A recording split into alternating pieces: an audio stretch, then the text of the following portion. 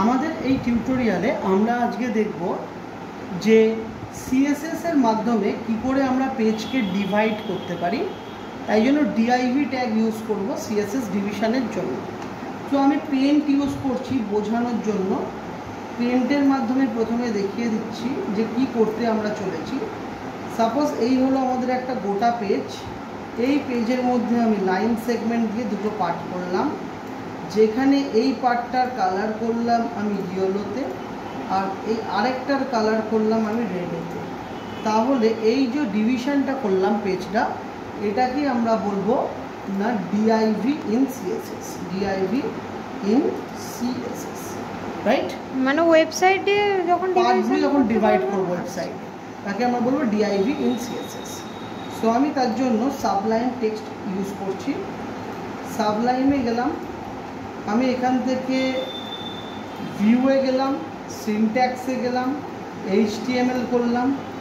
এবার আমি এইচটিএমএল যেই লিখলাম অটোমেটিক চলে এলো। আমি এখানে লিখলাম সিএসএস ডিভিশন। এবার এই বডির মধ্যে আমি একটা ডিআইভি নিচ্ছি, ডিআইভি ক্লাস কন্টেনার। এই কন্টেনারকে আমি ভাঙবো দুটো পার্টে, ডিআইভি ক্লাস লেফট। এখানে আমি লিখলাম, মানে এটা পেজের ডিভিশনটা, তাই তো? Yes, this is left page. আবার আমি লিখলাম ডিআইভি ক্লাস রাইট। এখানটায় আমি লিখছি দিস ইজ রাইট পেজ। আচ্ছা, ওখানে ফার্স্টে ডিআইভি ক্লাসের পর কনটা কেন লিখলেন? কন মানে কন্টেনার, টোটাল পেজটাকে কন দিয়ে ডিনোট করেছি। ওকে, এবার আমি চলে যাচ্ছি হেডের মধ্যে স্টাইল ট্যাগে। আমি কি সিএসএস করছি? ইন্টারনাল সিএসএস করছি, তাই স্টাইল ট্যাগের মধ্যে বাকিগুলো লিখছি, রাইট? ইনলাইনও করছি না, কিছু করছি না। স্টাইল ট্যাগে এবার আমি লিখছি ডট কন। ডট কন মানে কন্টেনার। কন্টেনারের মধ্যে কি থাকবে? সাপোজ আমি লিখলাম কন্টেনারের width 100%, background colour yellow, float property use করছি, ফ্লোট লেফট। এবার এর মধ্যে দুটো পোর্শন নিচ্ছি, একটার নাম দিচ্ছি লেফট। কিন্তু এই কোডগুলো কেন ব্যবহার হচ্ছে বুঝতে পারছি। বলছি এইটার লেফটের পোর্শনে 40% নিচ্ছি, যার আমি ব্যাকগ্রাউন্ড কালার দিচ্ছি ব্লু। আর রাইটের পোর্শনে আমি রাইটের পোর্শনে 40% দিচ্ছি, যার আমি ব্যাকগ্রাউন্ড কালার দিচ্ছি রেড। ঠিক আছে, এবার আমি এটাকে সেভ করছি, নাম দিচ্ছি division. Division CSS dot HTML, okay করছি। এবার কোডটাকে যখন রান করাচ্ছি, দেখো কি আসছে, সিম্পল ডিভিশন সিএসএসকে ওপেন উইথ গুগল ক্রোম করলাম। দেখো আমার টোটাল পেজটা ইয়েলোতে ছিল, লেফট লেখাটা এসছে ব্লুতে, রাইট লেখাটা এসছে রেডে।